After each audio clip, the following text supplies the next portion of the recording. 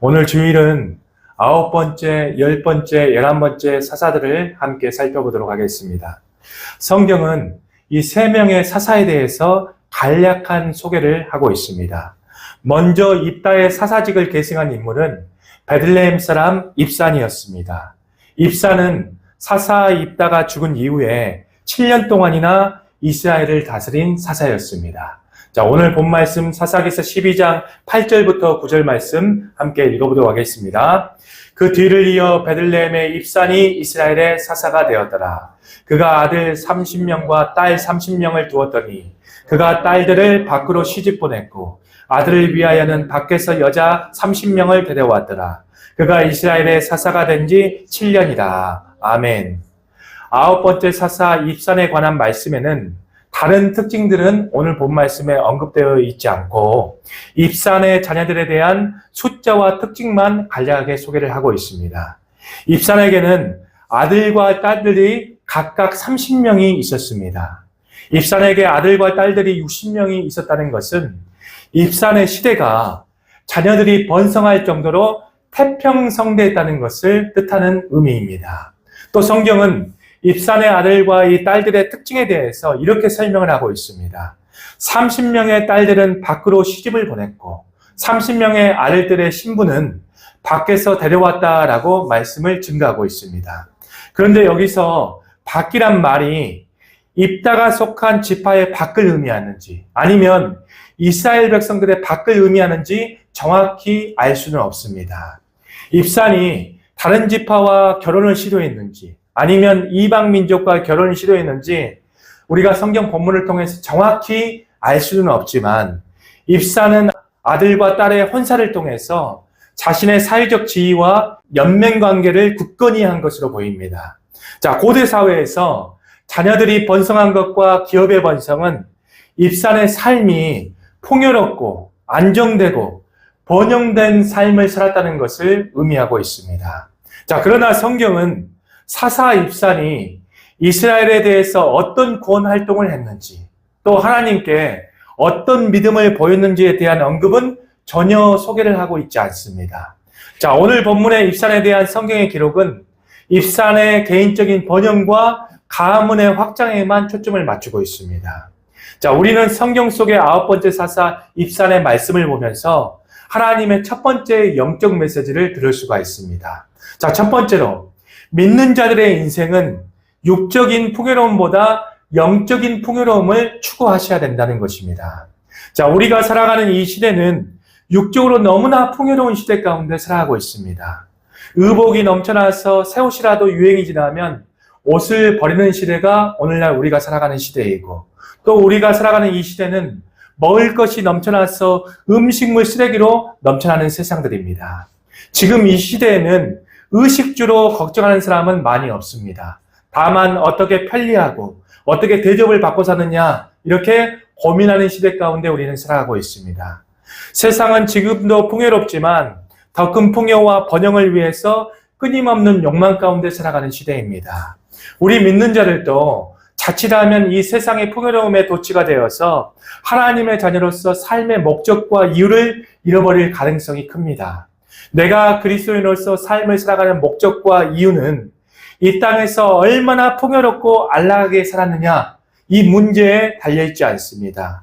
믿는 자들의 인생은 내게 주어진 상황과 환경을 통해서 내게 주어진 은사와 달란트를 통해서 내게 주어진 은혜들을 통해서 내가 얼마나 하나님의 뜻을 나타내고 내가 얼마나 하나님 나라를 위해서 살았느냐에 달려있는 것입니다. 우리 성도님들은 현재 무엇을 성공과 축복으로 여기며 삶을 살아가고 계십니까? 혹시 세상 사람과 똑같이 세상적인 풍요로움과 세상적인 안락함만 추구하며 살아가고 있지는 않은지를 반드시 점검해 보시기를 바랍니다. 우리 믿는 자들은 세상 사람과 똑같이 살아가서는 안 됩니다. 인생을 멀리 보셔야 됩니다. 인생의 공적인 것을 취하셔야 됩니다. 인생의 참된 영광과 승리를 반드시 고민해 보셔야 됩니다. 우리 인생은 이 세상의 끝이 아니고 이 세상이 마지막이 아닙니다. 이 세상은 잠깐의 인생이라는 것입니다. 벌써 올 한 해 2025년에 반해가 지나갔습니다. 이렇게 화살같이 빠른 인생들이 우리가 살아가는 인생들입니다. 우리의 인생의 진정한 성공이라는 것은 하나님의 뜻을 따르고 하나님 나라를 위해서 살아가는 것임을 우리 성님들이 명심해야 될 줄 믿습니다. 내가 하나님의 자녀로서 한 번밖에 없는 유한한 인생 가운데 이 땅의 부요함보다 믿음의 유산을 남기시고 이 땅의 안락함보다 십자가를 지는 수고와 고난을 남기시고 또 이 땅의 안위보다 눈물의 기도를 남기는 삶을 살아가셔야 된다는 것입니다. 내 인생에서 마지막이 왔을 때 주변의 사람들이 내 삶을 평가하기를 이 땅에서 풍요롭게 살았다. 또 이 땅에서 좋은 사람이었다. 이렇게 평가받는 사람이 아니라 이 사람은 영적으로 부유한 사람이었다. 평가받는 삶을 반드시 사셔야 한다는 것입니다. 외적인 성공과 번영은 반드시 하나님의 은혜와 동반되는 것이 아닙니다. 하나님께서는 우리의 가난과 우리의 부족함을 통해서도 일하시는 하나님이십니다. 하나님의 사역도 마찬가지입니다. 하나님의 사역도 크기나 화려함이 아니라 충성에 따라 평가가 된다는 것이죠. 내가 교회에서, 가정에서, 사회에서 어떤 위치에 있든지 그 자리를 우리 성님들이 귀하게 여기시고 세상의 풍요로움보다 영적인 풍요로움을 위해서 살아가시는 은혜가 있기를 바랍니다. 인생의 마지막 결론은 영적인 풍요로움만 남는 것입니다. 인생의 마지막 영광을 위해서 인생의 지혜로움이 우리 모든 성님들과 함께 있기를 축복합니다. 자, 두 번째로 입산의 사사직을 계승한 인물은 스불론 사람 엘론이었습니다. 엘론은 입산이 죽은 이후에 10년 동안이나 이스라엘을 다스린 사사였습니다. 그런데 성경은 사사 입산보다 사사 엘론에 대해서는 더 많은 부연 설명을 하고 있지 않습니다. 사사 엘론에 대해서는 엘론의 활약상도, 또 엘론의 자녀 이야기도, 엘론의 시대의 전쟁의 이야기도 성경에서는 소개를 하고 있지 않습니다. 우리 오늘 본 말씀이죠. 사사기서 12장 11절부터 12절 말씀 함께 읽어보도록 하겠습니다. 그 뒤를 이어 스불론 사람 엘론이 이스라엘의 사사가 되어 10년 동안 이스라엘을 다스렸더라. 스불론 사람 엘론이 죽음에 스불론 땅 아얄론에 장사되었더라. 아멘. 이 엘론의 시대에는 전쟁 이야기가 없기 때문에 평화의 시대였을 가능성이 많고 또 엘론의 자녀들이 소개가 되어 있지 않기 때문에 엘론이란 이 사사는 결혼하지 않는 젊은 사사였을 가능성이 높습니다. 자, 성경에서 엘론은 사사의 명부에만 기록된 사람입니다. 특별한 활동이 없었던 일반적인 인생을 살았던 사사가 엘론 사사였습니다. 자, 그러면 성경은 왜 사사 엘론에 대해서 아무런 특징을 말하지 않고 사사로서 이름만 기록해 놓았을까요? 자, 사사로서 엘론은 동시대 사사들과 달리 특별한 눈에 띄는 업적이나 기적적인 활약상이 없는 일상적이고 평범한 삶을 산 사사였지만 하나님께서 택하신 사사였고 하나님께서 함께한 인물이라는 것을 오늘 성경은 우리에게 말씀을 하고 있다는 것입니다. 자, 우리는 10번째 사사 엘론을 통해서 두 번째 하나님께서 우리에게 주시는 영적 교훈을 얻을 수가 있습니다. 자, 둘째로 내가 평범한 인생이어도 하나님 안에서 특별한 존재라는 사실을 우리 성님들이 명심하라는 것입니다. 자, 우리는 평범한 일상을 살아가는 사람들입니다. 우리는 세상 사람들이 보기에도 특별히 잘난 사람도 많은 명예와 부를 이룬 사람도 이름이 알려진 유명한 사람들이 아닙니다. 우리는 세상 사람들과 똑같이 하루하루 열심히 살아가는 평범한 사람, 보통 사람들이죠. 한 직장에서 회사원으로, 작업 현장에서 노동자로, 작은 가게를 운영하는 소상공인으로 살아가는 소소한 사람들이 바로 나입니다. 우리는 이 세상에서 별 볼 일 없는 사람이지만 그러나 하나님이 보실 때 나는 어떤 사람이냐? 이 세상 사람들과 전혀 다른 사람이라는 것입니다. 세상의 수많은 사람들 중에서 하나님의 택하심을 받은 사람이 바로 나란 존재라는 것이죠. 우리 에레미야서 1장 5절 말씀 함께 읽어보도록 하겠습니다. 내가 너를 모태에 짓기 전에 너를 알았고 내가 배에서 나오기 전에 너를 성별하였고 너를 여러 나라의 선지자로 세우노라 하시기로. 아멘. 하나님께서 우리 성도님들을 태어나기 전부터 하나님의 자녀로 택정했다라고 말씀을 하고 있습니다. 우리는 이미 하나님의 선택을 받은 하나님의 백성이란 뜻입니다. 또 우리는 세상 사람과 생명 자체가 틀린 사람들입니다. 우리 요한일서 5장 12절 말씀 함께 읽어보도록 하겠습니다. 아들이 있는 자에게는 생명이 있고 하나님의 아들이 없는 자에게는 생명이 없느니라. 아멘. 그리스도인은 세상 사람들과 생명 자체가 다른 사람들입니다. 바로 본질 자체가 틀리다라는 것이죠. 죽을 수밖에 없는 사망의 생명에서 영원한 생명을 가진 존재로 바뀐 사람들이 바로 우리라는 것입니다. 이 생명을 가져야 인생의 복이고 인생의 성공입니다. 자, 또 우리 안에는 어떤 특징들이 있느냐? 우리 안에는 거룩한 하나님의 영이 함께한 사람들이라는 것이죠. 우리 사도행전 2장 38절 말씀 함께 읽어보도록 하겠습니다. 베드로가 이르되 너희가 회개하여 각각 예수 그리스도의 이름으로 세례를 받고 죄 사함을 받으라. 그리하면 성령의 선물을 받으리니. 아멘. 하나님께서는 예수님의 십자가의 피값으로 말미암아 우리를 돕는 보혜사 성령을 선물해 주셨습니다. 우리가 혼자 살아가는 것 같지만 우리 안에는 보혜사 성령이 함께한 사람이라는 것입니다. 자, 마지막으로 우리는 하늘의 시민권을 부여받은 자들이라는 것입니다. 우리 빌립보서 3장 20절 말씀도 읽어보시죠. 그러나 우리의 시민권은 하늘에 있는지라 거기로부터 구원하는 자 곧 주 예수 그리스도를 기다리노니. 아멘. 우리는 대한민국 시민권만 가진 존재들이 아닙니다. 우리는 천국에 들어간 특별한 시민권을 가진 사람들이라는 것입니다. 이 시민권은 이 세상의 어떤 것들로도 살 수 없고 얻을 수 없는 것입니다. 우리는 장차 천국의 모든 것을 누릴 수 있는 특별한 시민권을 소유받은 자들이라는 것입니다. 세상 사람들이 보기에 우리가 별 볼 일 없는 사람일지는 몰라도 우리는 영적 세계에서는 굉장히 특별한 사람이라는 것입니다. 우리의 기도의 한마디에 영적인 세계의 파동이 울려 퍼지고 또 하늘의 수많은 천사들이 우리 기도 소리에 귀를 기울이기 시작합니다. 평범한 나의 하루의 일상이라 할지라도 하늘의 세계에서 나의 일거수일투족을 주모하고 있고 나의 모든 순간순간이 모든 하늘의 세계에서 관심의 대상이라는 것입니다. 오늘도 하늘의 수많은 믿음의 선조들과 영적 존재들이 날마다 나를 응원하고 있고 내가 천국에서 입성해서 함께할 날들을 학수고대하고 있는 자가 바로 나란 존재라는 것입니다. 사사 엘론은 오늘 성경에서 보니까 많은 것들을 소개하고 있지 않습니다. 그러나 이 사사 엘론이라는 그의 이름은 하나님 나라의 역사에 기록되어 있습니다.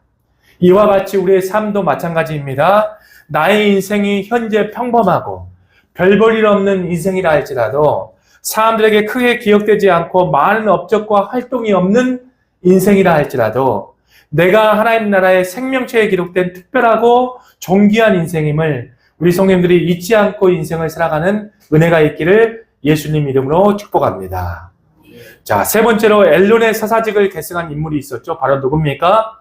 바리돈 사람 힐렐의 아들 압돈이었습니다. 압돈은 사사 엘론이 죽은 이후에 8년 동안이나 이스라엘을 다스린 사사였습니다. 우리 사사기서 12장 3절부터 5절 말씀 함께 읽어보도록 하겠습니다. 그 뒤를 이어 바리돈 사람 힐렐의 아들 압돈이 이스라엘의 사사가 되었더라. 그에게 아들 40명과 손자 30명이 있어 어린 낙이 70마리를 탔더라. 압돈이 이스라엘의 사사가 된 지 8년이라.